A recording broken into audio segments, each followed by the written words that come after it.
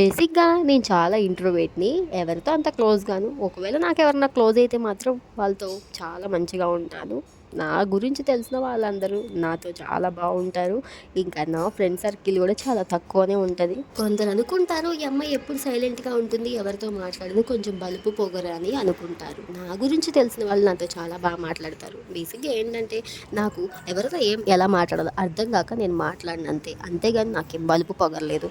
అయినా నా గురించి తెలిసిన వాళ్ళు నా గురించి ఏం తప్పుగా అనుకోరనుకోండి. కొందరుంటారు ఏంటంటే మనతో మంచిగా మాట్లాడి మన వెనకాలకెళ్ళి మన గురించి వేరే వాళ్ళకి ఇంకోలాగా చెప్తుంటారు. అలాంటోళ్ళు ఉంటారని చెప్పి నేను మనుషులతో చాలా తక్కువగా మాట్లాడతాను.